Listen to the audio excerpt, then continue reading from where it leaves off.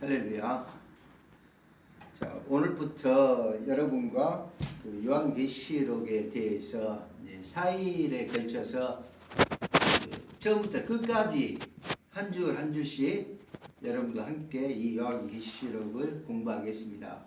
자, 요한계시록은 제가 지금까지 만나본 이런 집사님들이나 이런 성도님들이 요한계시록이 좀 궁금하긴 한데 좀 이 부분에 대해서 좀 난해하고 어렵다 이렇게 느끼는 분들이 많이 있었어요.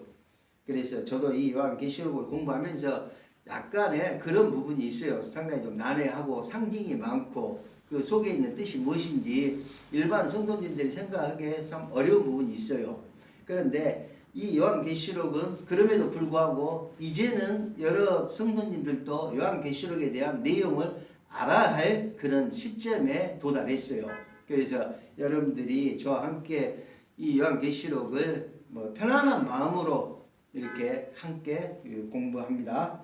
자, 요한계시록이 말하고 있는 내용, 요한계시록에 이 안에 들어있는 내용이 무엇을 말하는가? 여기서는 약 한 3가지 정도만 여러분들이 머릿속에 기억한다면 요한계시록을 이해하는데 훨씬 더 쉬운 그런 느낌을 가질 것입니다. 그러면 요한계시록이 말하고 있는 내용은 첫째로 그리스도 재림에 대해서 말을 해요. 그러면 그리스도가 이 땅에 다시 오시는 그리스도 재림 전후로 인해서 이 땅은 대환란이 일어난다는 그 사실입니다. 그래서 그 부분이 그리스도가 이 땅에 재림했을 때 주님이 다시 오실 때 이 땅은 우리가 살고 있는 이 지구는 대환란, 많은 환란에 처하게 되구나. 이 부분이 이 요한계시록 책에서 말하고 있다는 것입니다. 이 사실을 여러분들이 머릿속에서 기억해야 되고 주님이 재림하시면 이 땅이 대환란의 소용돌이에 접어들고 있구나. 이것을 여러분들이 기억하고 있다면 요한계시록을 이제부터 배우는 데 있어서 제 강의를 하는 데 있어서 좀 쉽게 접할 수가 있어요. 두 번째는 이 요한계시록은 지금 우리가 살고 있는 이 교회 시대, 이 교회에 대해서는 그다지 별로 말하지 않습니다. 그러면 이 요한계시록은 유대인들의 구원에 대해서 얘기를 해요. 그러면 지금 현재 이스라엘 사람들은 거의 전 국민이 유대교를 믿는 사람들이에요. 예수를 믿지 않고 예수는 일반적으로 한 선지자에 불과하다고 생각하는 사람들이에요. 그러면 하나님은 이 이스라엘 민족에 대해서 구원을 말하고 있어요. 바로 이 요한계시록에서 이스라엘 민족 유대인들의 구원에 대해서 말하고 있다는 사실입니다.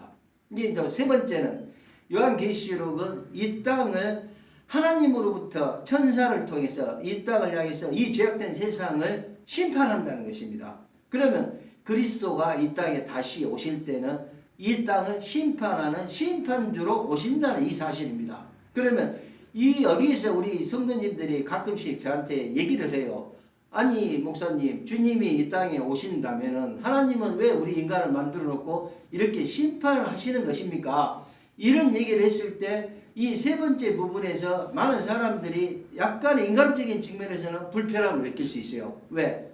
주님이 이 땅에 다시 오시는데 이 땅을 심판한다는 이 사실이 사실 우리 인간적인 측면에서는 불편함을 가져다 줄 수 있다는 것입니다. 그러나 이 요한계시록에 있는 내용들은 하나의 사건을 본다면 약 25개의 사건에 대해서 주제별로 이렇게 나와 있어요. 그런데 제가 수십 번 이 요한계시록을 책을 읽고 공부를 하면서 느끼는 것은 일관성이 있다는 것입니다. 하나님이 천사를 통해서 이 땅을 향해 이건 일관성이 있기 때문에 우리가 혹시 좀 불편하더라도 그것은 어찌할 수 없는 부분이기 때문에 받아들여야 된다는 사실입니다. 이 세 가지 것을 여러분들이 머릿속에서 염두에 두고 이 요한계시록을 편안하게 차분한 마음으로 이렇게 공부해 본다면은 그렇구나 이런 것을 좀 느낄 수 있을 것 같습니다. 그래서 서로는 이 정도로 마무리하고 요한계시록의 이 세 가지 것만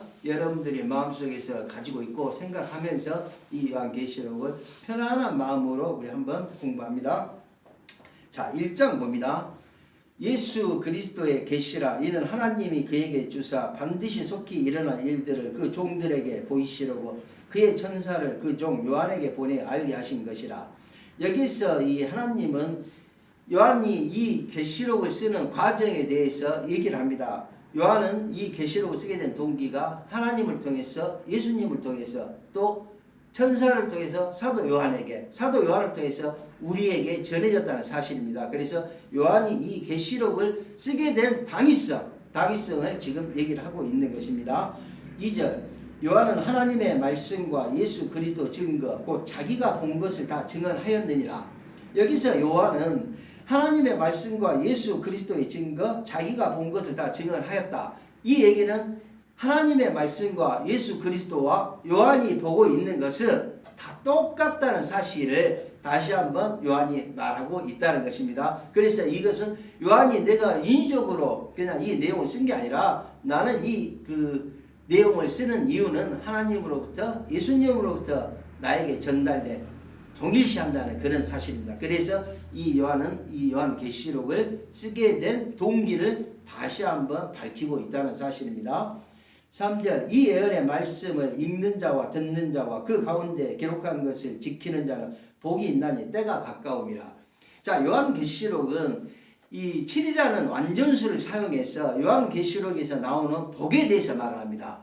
7가지 복을 말하는데 그중 첫 번째 복이 이 3절에 있는 내용이에요. 이 계시록에서는 7개의 복을 말하는데 그 중에 복이 첫 번째 복이 3절. 이 예언의 말씀을 읽는 자와 듣는 자와 그 가운데 기록한 것을 지키는 자는 복이 있나니. 자, 하나님의 말씀은 우리가 듣고 그냥 들었으니까 그대로 있는 게 아니라 들은 것을 실행하고 행동을 해야 된다는 것을 얘기를 하고 있다는 것입니다. 그래서 우리 신앙인들도 하나님의 말씀은 듣는 것으로 끝난 게 아니라 우리가 행동함으로써 그걸 지킴으로써 믿음으로 이렇게 가는 것이 하나님의 참된 백성의 모습입니다. 요한은 아시아에 있는 7교회에 편지하노니 이제도 계시고 전에도 계셨고 장차 오실 이와 그의 보좌 앞에 있는 7명. 여기서 이제 4절에 보면 7교회가 나옵니다. 7교회는 어떤 교회냐면은 바로 11절에 있는 에베소, 서머나, 버가모, 두아디라, 사데, 빌라델피아, 라우디게아, 이 7개 교회를 말해요. 이 7교회는 그 당시 소아시아에 있는 7교회를 말합니다. 뒷장에 가면은 2장부터는 이 7교회에 대해서 좀 세부적으로 얘기할 것 같아요. 그래서 여러분들이 이 7교회는 그 당시 소아시아에 있는 7교회라는 이 사실만 알고 있길 바랍니다. 자, 그러면서 여기서 이제 7명이 나와, 7명. 그러면 이 성경에서 신약성경에 보면 7명이 한 번도 나온 적이 없어요. 고린도전서를 보면은 성령의 은사, 성령의 능력 이런 얘기는 나오는데 하나님의 7명? 그러면 처음 성도들은 7명이 뭐지? 하고 이렇게 또 반문하고 제가 딱 한 사람한테 그런 반문을 들었어요. 7명이 뭐죠? 근데 이 7명은 성령의 완전한 성품, 성령의 완전한 성품 7개 영 이를 얘기를 해요. 그런데 이 얘기는 이사야서 11장에 보면은 여호와의 영, 곧 지혜와 총명의 영, 모략과 재능의 영, 지식과 여호와를 경외하는 영이 강림하시리니. 자, 성령의 7가지 성품을 말해요. 이사야 11장에 보면은 이런 1절과 2절에 여호와 영에 대해서 나옵니다. 바로 이 성령의 7가지 성품, 성령의 완전성 이걸 가지고 7명이라고 얘기를 합니다. 5절, 또 충성된 증인으로 죽은 자들 가운데서 먼저 나시고 땅의 임금들의 머리가 되신 예수 그리스도로 말미암아 은혜와 평강이 너희에게 있기를 원하노라. 우리를 사랑하사 그의 피로 우리 죄에서 우리를 해방하시고. 자, 여기는 예수 그리스도 어떤 십자가 사건. 우리는 하나님과 막힌 담을 그리스도의 피의 공로로 지금 이 신약시대에 사는 우리들은 거저주는 은혜로 이렇게 구원받았다는 것을 얘기하는 것입니다. 그의 아버지 하나님을 위하여 우리를 나라와 제사장으로 삼으신 그에게 영광과 능력이 세세토록 있기를 원하노라. 아멘. 여기서는 하나님 나라, 미래에 대해서 하나님 나라의 어떤 구현하는 요 모습을 사도 요한은 이렇게 표현을 했습니다. 7절, 볼지어다 그가 구름을 타고 오시리라. 각 사람의 눈이 그를 보겠고 그를 찌른 자들도 볼 것이요 땅에 있는 모든 족속이 그로 말미암아 애곡하리니 그러하리라. 아멘. 자, 여기 7절에 보면은 사도행전 1장 8절에 주님이 이제 십자가에서 돌아가시고 40일 동안 유대 전역을 이렇게 제자들과 함께 다니셨어요. 그러면서 하늘로 이제 승천하셨어요. 올라가신 그 모습 그대로 주님은 사도행전에서 1장 8절에 이렇게 말씀하십니다. 이 모습 이대로 내가 오겠다고 얘기를 했어요. 근데 계시록 7절에서 똑같이 볼지어다 그가 구름을 타고 사도행전에서 올라가는 그 2000전에 주님의 그 모습이 이제 미래의 어떤 시점 주님이 이 땅에 재림했을 때는 그와 같이 똑같은 모습으로 온다는 사실입니다. 그리고 각 사람이 눈이 그를 보겠고 각 사람의 눈이 그를 보겠다는 것은 이제 주님의 재림은 전 세계에 있는 사람들이 동시다발적으로 그걸 본다는 것입니다. 자, 어떻게 봅니까? 지금의 인공위성을 통해서 우리가 월드컵 축구를 보면은 뭐 유럽에서 있는 축구, 남미에서 있는 축구, 그와 똑같이 동시다발적으로 전 세계에 중계를 돼요. 그러면 주님이 마찬가지로 예루살렘에 재림하시면은 먼 훗날 어느 시점에 그때는 전 세계에 있는 사람들이 동시다발적으로 그걸 보게 된다는 사실입니다. 그래서 주님께서 이 사도행전의 1장 8절에 있는 것처럼 이 모습 이대로 똑같이 재림하신다는 것입니다. 사람들은 일반적으로 여기저기서 복음서에 보면 주님이 그래요.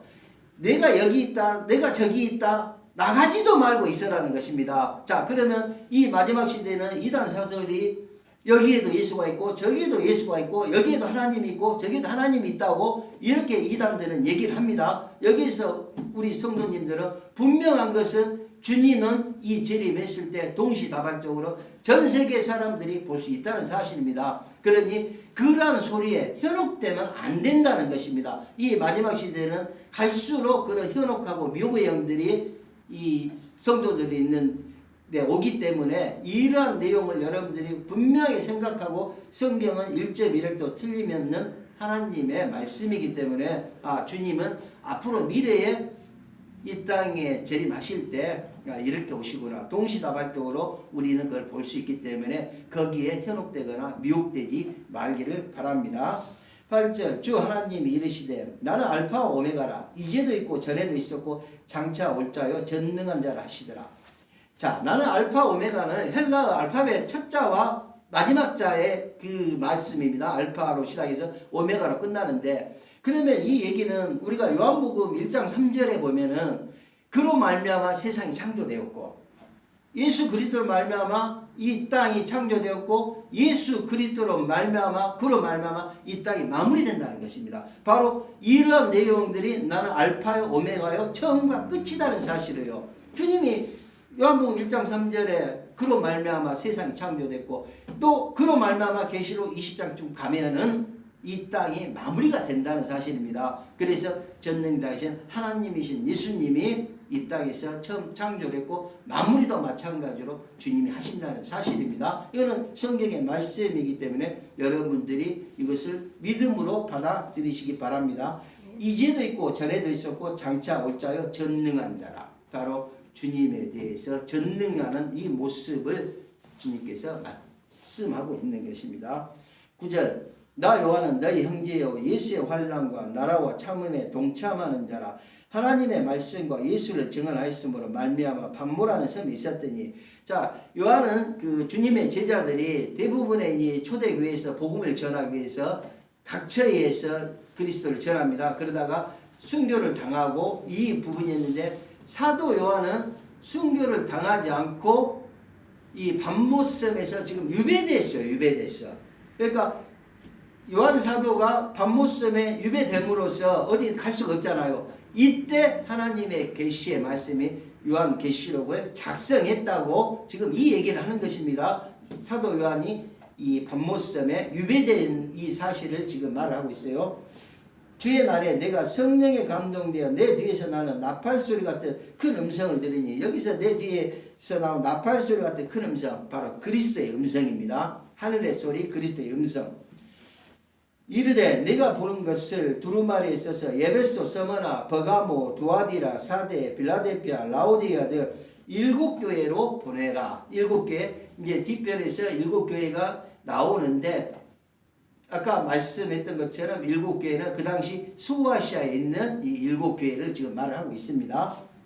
12절 몸을 돌이켜 나에게 말한 음성을 알아보려고 돌이킬 때 7 금촛대, 금촛대는 바로 교회를 얘기를 합니다. 촛대 사이에 인자 같은 이가 발에 끌리는 옷을 입고 가슴에 금띠를 띠고 인자 같은 모습, 이 모습은 어떤 모습이죠? 바로 제사장의 모습을 하고 주님이 이렇게 나타나셨다는 것을 말합니다. 그의 머리와 털의 희가 흰 양털 같고 눈 같으며 그의 눈은 불꽃 같고 그의 발은 풀무불에 단련한 빛난 주석 같고 그의 음성은 맑은 물소리와 같으며 이거는 이제 그리스도의 모습을 이렇게 묘사를 해놨어. 그러니까는 그 털의 희기가 흰 양털 같고 그의 눈은 불꽃 같고 그의 발은 풀무불에 단련한 빛난 주석 같고 그의 음성은 많은 물소리와 같으며 그러면 이 얘기는 그리스도의 어떤 그 속성, 주님에 대한 어떤 지금의 그 표현한다면 어떤 아우라 같은 거 감히 우리는 그 전능자 앞에서 이렇게 봤을 때 만났을 때 그 모습이야죠. 사도 요한이 그리스도를 정말로 이렇게 보다 보니까는 감히 이 그리스도의 그 모습에서 어찌할 바를 모르는 그런 상황을 사도 요한은 이렇게 묘사를 했다는 것입니다. 자, 구약성경에 보면은 사람들이 천사를 만나거나 하나님의 현현을 만났을 때는 전부 땅에 엎드려서 죽었다고 이렇게 생각을 했어요. 그만큼 신에 대한 전능자, 절대자에 대한 이 모습을 사도 요한은 이렇게 묘사를 했다는 것입니다. 16절 그의 오른손에 7 별이 있고 그의 입에서 좌우에 날쌘 검이 나오고 그 얼굴은 해가 힘있게 비치는 것 같더라. 여기서 해가 힘있게 비치는 것은 태양빛을 말하는 게 아니라 그리스도의 영광된 어떤 투영해된 빛, 그런 빛들. 그러니까 변화산상에서 주님이 해같이 밝다고 이런 표현들이 있잖아요. 이것은 주님의 어떤 그런 모습을 해가 아니라 어떤 영광에 투영된 이 빛을 지금 말하고 있는 것입니다. 17절 내가 볼 때 그의 발 앞에 엎드려 죽은 자같이 되며 그가 오른손을 내게 얹고 이르시되 두려워하지 말라. 나는 처음이요 마지막이니 난 알파 오메가다. 그렇습니다. 그러니까 사도 요한이 그러한 어떤 주님의 현령, 주님의 이 모습 보고 두려우니까 오른손으로 이렇게 어깨에 얹는다는 것은 담대함을 부여하는 그런 모습이에요. 그러니까 사도 요한에게 담대하라 지금 이런 내용입니다. 18절 곧 살아있는 자라 내가 전에 죽었었노라 볼지어다 이제 세세토록 살아있어 사망과 음부의 열쇠를 가졌노니. 자, 살아있는 자라 전에는 십자가에서 주님이 죽었다는 것입니다. 그런데 이제 살아있어. 부활해서 살아있기 때문에 주님은 영원내 무한대로 살아계신 분을 지금 얘기를 합니다. 여기서 사망과 음부의 열쇠. 자, 음부는 구약성경에서는 보편적으로 죽은 사람이 가 있는 곳을 이렇게 지칭을 했어요. 그 악한 사람, 선한 사람 상관없이. 근데 신약에 와서는 이 음부라는 표현은 죽은 사람들, 악인이 잠시 그 백보자 심판 받기 전까지 갇혀 있는 곳, 가 있는 곳, 이걸 음부라고 해요. 그러면 이 신약 시대에 우리 같이 예수 안에 있는 사람, 믿는 사람들이 가 있는 곳, 이건 어딜까요? 낙원이라는 것입니다. 바로 믿지 않는 이 악인들이 가 있는 곳은 음부고, 또 우리 같이 믿는 사람들이 잠시 중간기적 형태로 있는 곳은 낙원을 이렇게 말합니다. 그래서 이 음부의 개념은 구약과 신약에서 약간의 차이가 있습니다. 19절 그러므로 내가 본 것과 지금 있는 일과 장차 될 일을 기록하라. 자, 내가 본 것은 뭡니까? 사도 요한이 그 시대에 있었던 것, 봤던 것을 내가 본 일. 그러면서 또 지금 있는 일을 사도 요한이 천상에서 이 일을 보는 것, 지금 살아있는 가운데 보이는 것들, 이런 것들을 지금 있는 일, 장차 될 일은 앞으로 미래에 일어날 일들을 지금 이렇게 얘기하고 있는 것입니다. 내가 본 것은 내 오른손에 7별의 비밀과 또 7 금촛대라. 7별은 7교회의 사자요 7 촛대는 7교회이라. 자, 7교회의 사자라는 것은 일반적으로 천사나 주의 종을 말하고 있다는 것입니다. 자, 2장 봅니다.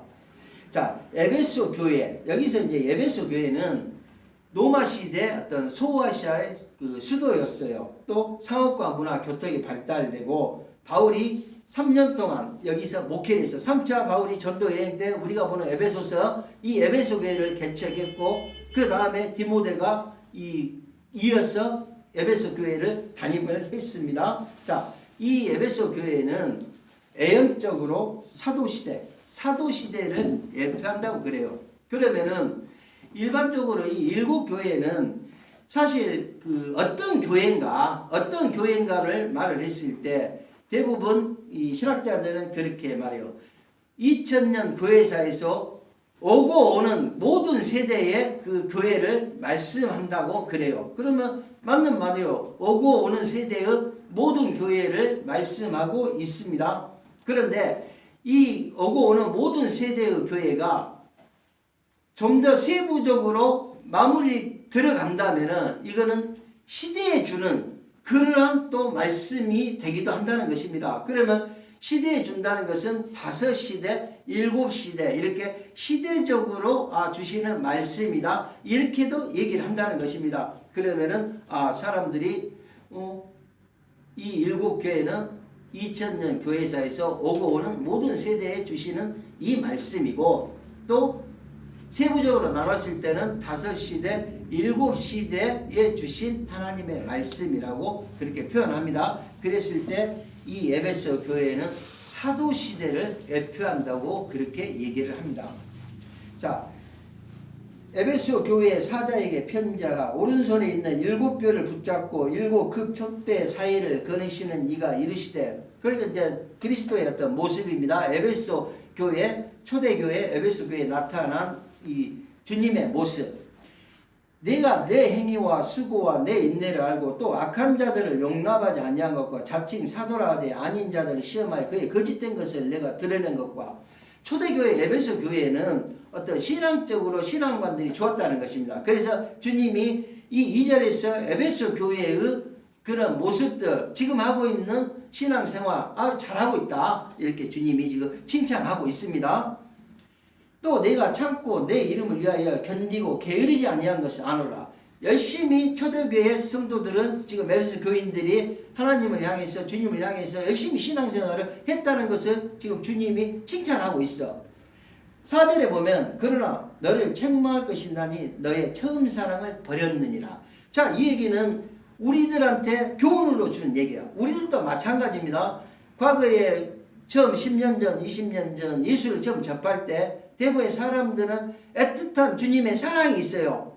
그때 참 주님을 내가 영접하고 더군다나 우리 한국은 30년, 40년 이 시대는 사실은 좀 어려운 시대이기 때문에 예수 믿는 자들이 하나님을 믿고 교회 생활, 신앙생활 하면서 상당히 애틋한 그러한 것들을 많이 가졌어요. 그래서 대부분의 지금 권사님, 집사님, 나이 드신 분들 보면은 하나님이 나만 사랑하는 것 같다고 하나님한테 그런 어떤 예전에 돌아가 보면 그런 모습들이 지금의 나이 드신 이 성도님들은 대부분 다 있어요. 목사도 있고 장로도 있고. 자, 이런 표현들인데 시대가 감으로써 이제 먹고 사는 문제가 해결되고 우리 한국이 잘 살고 대부분 사람들이 잘 살아요. 그러니까 너나 가릴 것 없이 예전에 처음 신앙생활 했던 그 애틋한 사랑에서 벗어난다는 거야. 좀 다르게 표현하면 세속화 된다는 것입니다. 이러다 보니까는 사람들이 예전에 그 내가 처음 예수를 믿었을 때 그때 애틋한 그런 마음, 그런 심정이 지금 우리들도 마찬가지로 좀 없긴 없어요. 바로 이 에베소 교인들도 바로 그렇다는 것입니다. 처음 하나님을 만나고 예수를 만나고 이 신앙생활을 했는데 시간이 감으로써 조금씩 이 세수가 되는 것을 지금 주님이 그 부분을 지금 말하고 있는 것입니다.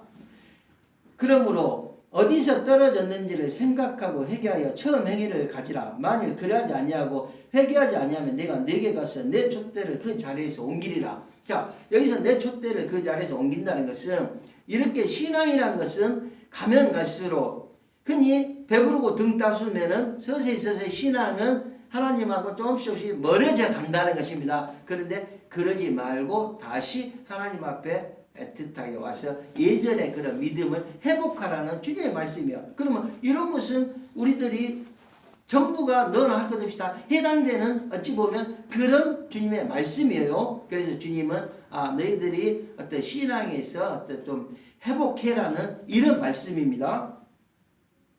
6절 오직 내게 이것이 있으니 내가 니골라당의 행위를 미워하는도다. 나도 이것을 미워하노라. 자, 여기서 니골라당은 초대교회 이단들, 그 영지주의랄지 이런 초대교회 이단. 그러면 이런 초대교회 이단을 에베소 교회는 배척을 했어요. 이단을 교회 안에 들어오지 못하게 만들었어요. 이걸 주님도 그거는 너네들의 그 행위가 좋았다는 것입니다. 나도 너희들의 니골라당 이 초대교회 이단들을 멀리하는 것을 나도 마찬가지로 똑같이 생각한다. 요 얘기예요. 그러면 에베소 교회의 이단들은 이 초대교회에 2000년 전에도 이단이 있었고 1000년 전에도 있었고 100년 전에도 있었고 지금도 있고 앞으로도 있고 이단은 영줄기는 그렇습니다. 2000년에 있던 이단 지금도 있고 똑같다는 것입니다. 근데 주님은 2000년에도 마찬가지로 이 이단들에 대한 질타가 있었고 지금도 마찬가지예요. 그래서 이 영이란 것은 영줄기가 이렇게 깊다는 것입니다. 그래서 여러분들이 신앙생활하면서 항상 이단 사설에 우리는 접할 수밖에 없다는 거예요. 그러면 이단 사설에 접하더라도 이러한 믿음 안에서 항상 굳건하게 중심을 잡고 신앙생활을 해야 된다는 이 말씀입니다. 7절 귀 있는 자는 성령이 교회들에게 하시는 말씀을 들을지어다. 이기는 그에게는 내가 하나님의 나골에 있는 생명나무 열매를 주어 먹게 하리라. 자, 성령이 귀 있는 자는 성령이 교회들 하시는 말씀을 들을지어다. 이 얘기는 성령 충만함을 받아서 이 말씀, 주님의 말씀을 깨달아라는 의미야. 지금 우리들한테 깨달아라는 의미는 우리들이 교훈적으로 생각하라는 말씀입니다. 내가 하나님의 낙원에 있는 생명나무 열매. 이 생명나무는 20장에 가면은 천국에서 이제 생명나무가 나와요. 그렇게 그걸 먹게 한다는 것은 영원히 영생하겠다는 그런 말씀입니다. 자, 이제 두 번째 7교회 중에서 서머나 교회. 이 서머나 교회는 사도 요한의 그 제자였던 폴리카비 순교한 도시요. 지금으로는 그 터키에 있는 도시인데 특히 그 3대 도시인 그 이즈미르시에 해당한다고 그래요. 그 이즈미르시가 지금도 굉장히 아름다운 그런 어떤 이 도시라고 얘기를 합니다. 그래서 이 서머나 교회는 생활을 했던 정말로 이 로마의 이제 박해가 막 심해지는 그 시점 그래서 순교 시대를 예표한다고 예언적으로 그렇게 얘기를 해요. 이제 시대적인 구분에서 순교 시대를 예표한다고 얘기를 합니다. 자, 8절 봅시다. 서머나 교회 사자에게 편지하라. 처음이면 마지막이요 죽었다가 살아나신 이가 이르시되, 이제 그리스도께서 말씀합니다. 내가 내 환난과 궁핍을 알거니와 실상은 내가 부유한 자니라. 자, 순교시대 이 카타콤 생활을 했던 교인들, 그냥 그 당시 초대교회 유대인들 한번 생각해 보면은 카타콤 생활에서 신앙생활 하면서 로마의 핍박이 얼마나 심했겠습니까? 이들이 마음대로 뭐 먹기를 하겠습니까? 마음대로 활보를 하겠습니까? 그야말로 땅속 굴에서 이 생활을 하고 있다는 것입니다. 그러면 육적으로는 얼마나 힘든 사실이냐 이거요. 근데 주님은 실상은 내가 부유한 자니라. 그러면 실상은 이 부유한 자라는 이 표현은 사실 누구나 이렇게 쓰는 표현이 아니에요. 그거는 예수를 믿는 자들에게만 국한된 표현이요.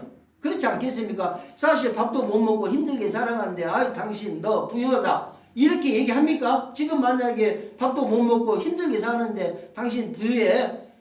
이렇게 하면은 저 정신 나간 사람을 할 거예요. 그러나 실상은 너가 부유한 자라는 것은 그리스도인들에게만 해당되는 소리입니다. 이거는 영적인 부유라는 것입니다. 지금 육적으로는 카타콤 생활하고 너무나 힘들지만은 그러나 너는 영적으로 굉장히 부유하다. 왜? 주의 성령이 함께하고 하나님이 함께하는 이런 표현들입니다. 그래서 이 부유한 표현은 예수를 믿는 자에만 사실은 해당된다는 것입니다. 자칭 유대인이라 하는 자들의 비방도 알거니와 실상은 유대인이 아니고 사탄의 해당이라. 자, 선민 이스라엘이 하나님의 언약 백성, 계약 백성인 이 유대인들이 핍박을 한다는 거야. 그러면 이 핍박을 한다는 것은 주님은 이 핍박하는 자들, 이 유대인들 그들의 배후에는 사탄이 있다는 것입니다. 바로 사탄의 영이라고 이렇게 얘기를 하는 것입니다. 아브라함의 후손이고 자랑할 것이 많은데 실질적인 이 기독교인들을 핍박을 하고 박해를 한다는 이 사실입니다. 너는 장차 받을 고난을 두려워하지 말라. 볼지어다 마귀와 장차 너희 가운데서 몇 사람 오게 던져 시험을 받게 하리니 너희가 10일 동안 환난을 받으리라. 내가 죽도록 충성하라. 그리하면 내가 생명의 관을 내게 주리라.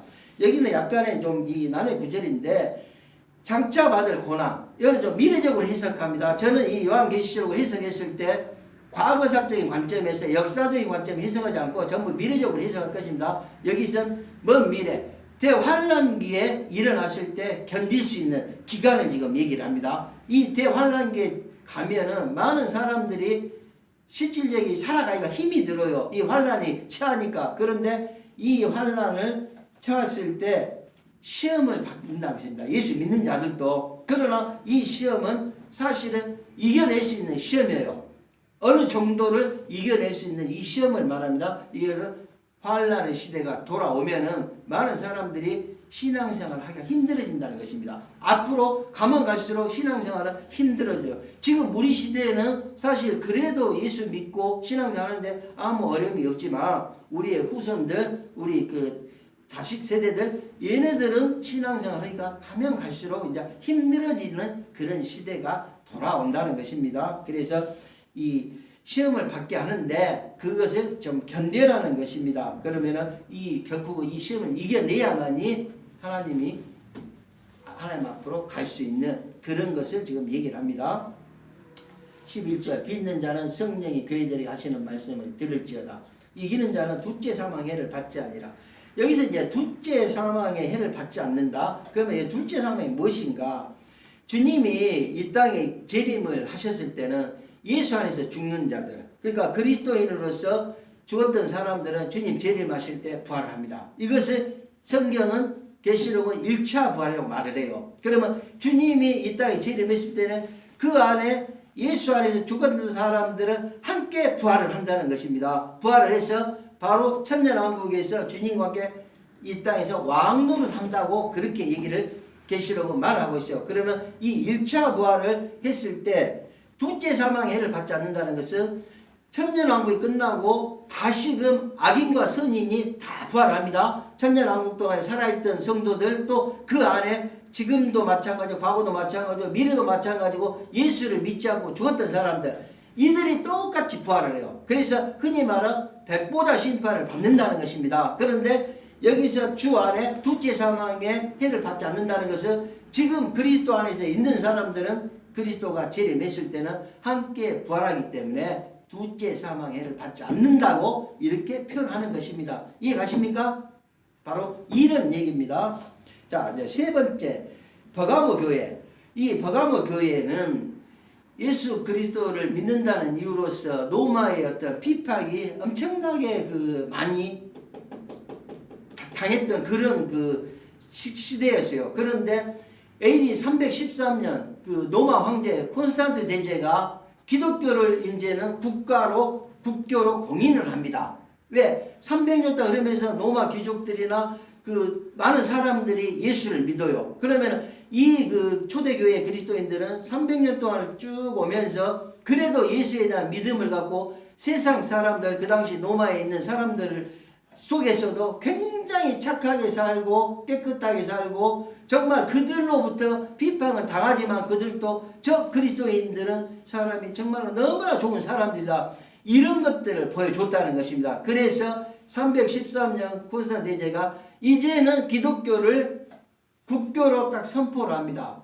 그 결과 이제는 모든 신앙의 자유를 가졌어요. 기독교인들이. 그런데 웬걸 사람은 그런 것 같아요. 등 따스고 배 부르면은 서서히 하나님을 멀어진 것과 마찬가지로 이제 거기서부터 급속한 기독교의 타락을 가져옵니다. 그 당시 이제 카톨릭이죠. 카톨릭이 권력자들, 로마 권력자들 정치와 야합을 하고 결탁을 한다는 것입니다.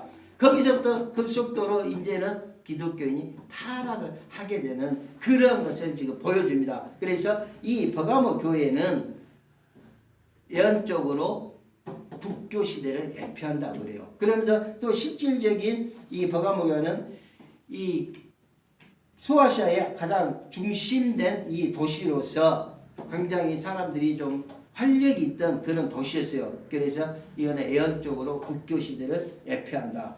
12절 봅니다. 버가모 교회 사자에게 편지하라. 좌우에 날성검을 가지신 이가 이르시되, 여기서 좌우에 날성검, 주님은 날성검인데 무엇이죠? 주님이 이 칼 이런 건 아니고 말씀을 지금 얘기합니다. 주님은 말씀으로 이렇게 심판하시는 분입니다. 내가 어디에 사는지를 내가 아노니 거기는 사탄의 권자가 있는 데라. 내가 내 이름을 굳게 잡아서 내 충성된 증인 안디바가 너희 가운데 곧 사탄이 사는 곳에서 죽임을 당할 때에도 나를 믿는 믿음을 저버리지 아니하였도다. 자, 이 얘기는 안디바가 순교를 당하고 지금 있어요. 순교를 당하는 그 모습을 보면서도 너희들은 예수에 대한 이 믿음을 저버리지 않았다는 것을 주님이 지금 칭찬하고 있습니다. 14절 그러나 내게 두어 가지 책망할 것이 있나니 거기 내게 발람의 교훈을 지키는 자들이 있도다. 발람이 발락을 가르쳐 이스라엘 자손 앞에 걸림돌로 우상의 제물을 먹게 하고 또 행음하게 하였느니라. 여기서 이제 그 발람의 교훈, 이 발람은 누구냐면은 그 발락의 돈에 팔려서 이 선지자인데, 이스라엘 선지자인데 발락의 돈에 팔려서 이스라엘 민족을 이렇게 그 꾀를 내서 좀 타락하게 만드는 이 꾀를 내는 가르쳐준 이 장본이 바로 발람이에요. 근데 그 결과 이스라엘 사람들이 모압 여인과 어떤 음행을 하고 모압에 있는 그 제사 음식을 먹고 모압 신을 섬기고, 민수기 22장에 나와요.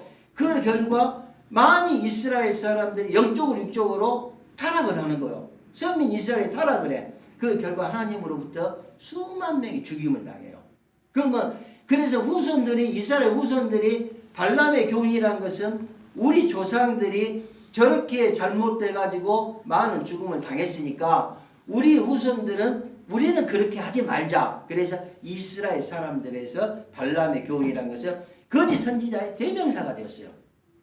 지금도 마찬가지로 이 영적으로 한번 잘못되면은 어떤 그 사람의 꿰매에 빠지거나 이러다 보면은 많은 사람들이 영적으로 흐트러진다는 것입니다. 바로 이 발람의 교훈이라는 이 표현은 이스라엘 민족에 있어서 거짓 선지자의 대명사로 일컬어졌다는 것입니다. 바로 그러면 이 버가모 교회 그 시대에도 이런 거짓 선지자가 난무하고 굉장히 좀 현혹시키는 그런 어떤 사회생활을 가졌다는 것입니다. 그래서 이 중세 시대까지 이 발람의 교훈, 뭐 니골라당, 또 앞으로 이세벨 이런 것을 어떤 3대 우상 숭배라고 이렇게 얘기를 해요. 그래서 발람의 교훈이라는 것은 그렇구나, 바로 그런 뜻이 있다는 것입니다.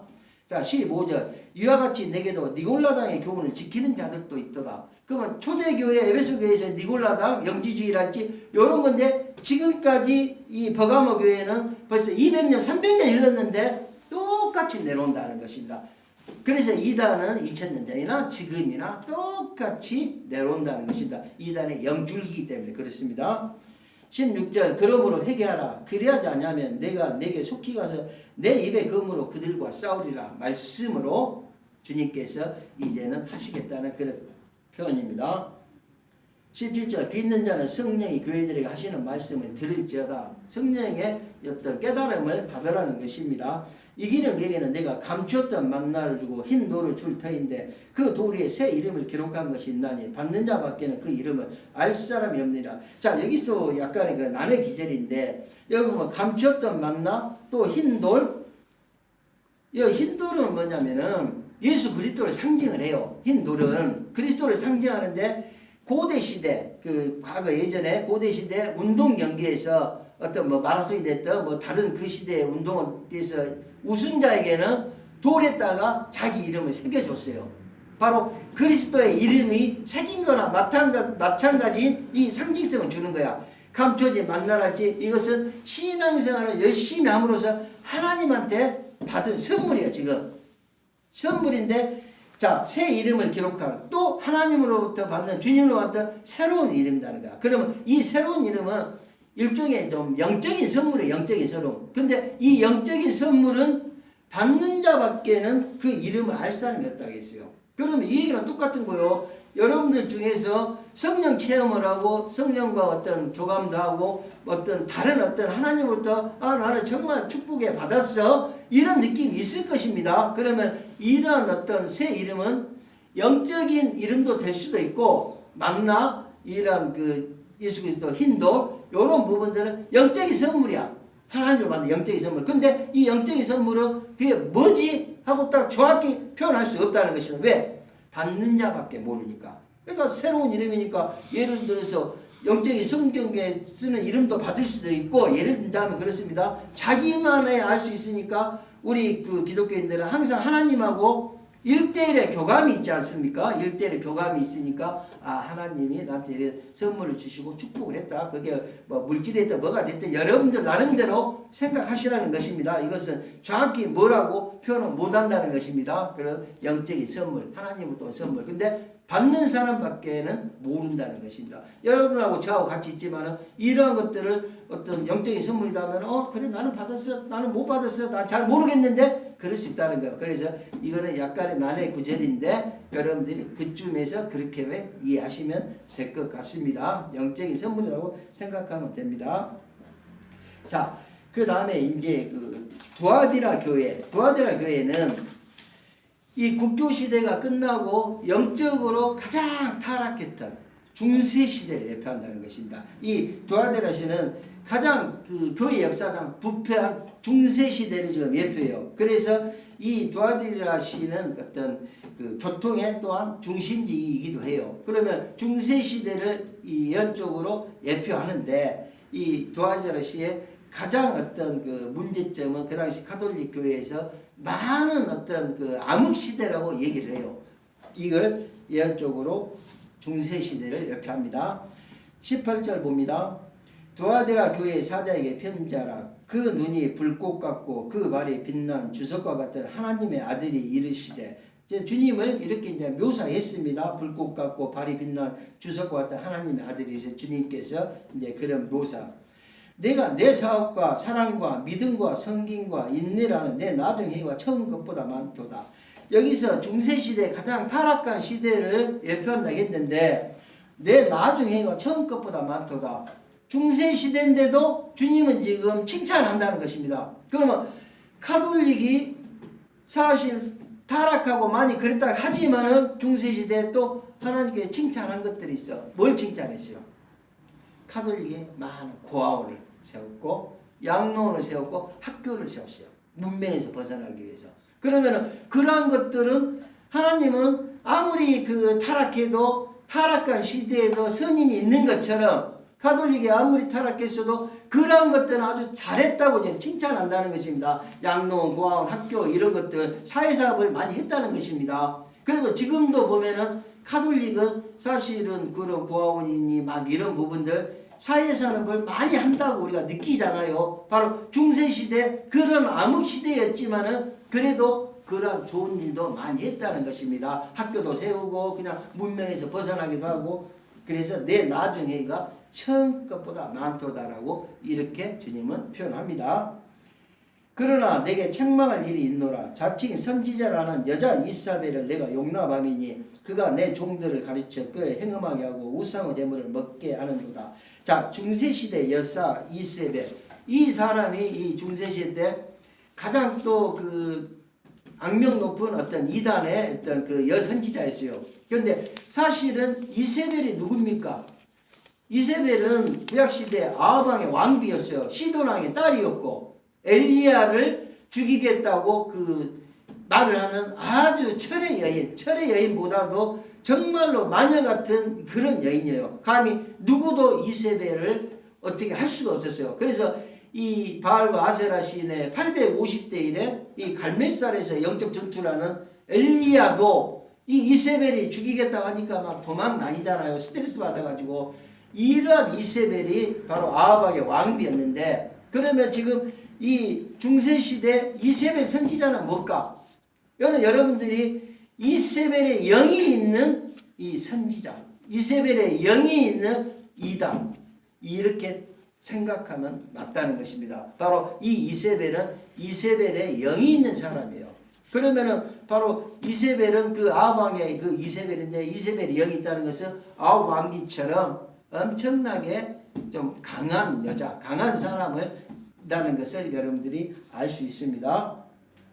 그가 내 종들을 가르쳐 꿰어 행음하게 하고 우상의 제물을 먹게 하고, 그러니까 우상 숭배라고 그 당시 이제 중세 시대 아주 유명한 이단입니다. 이단. 또 내가 그에게 회개할 기회를 주었을 때 자기 음행을 회개하고자 하지 아니하는도다.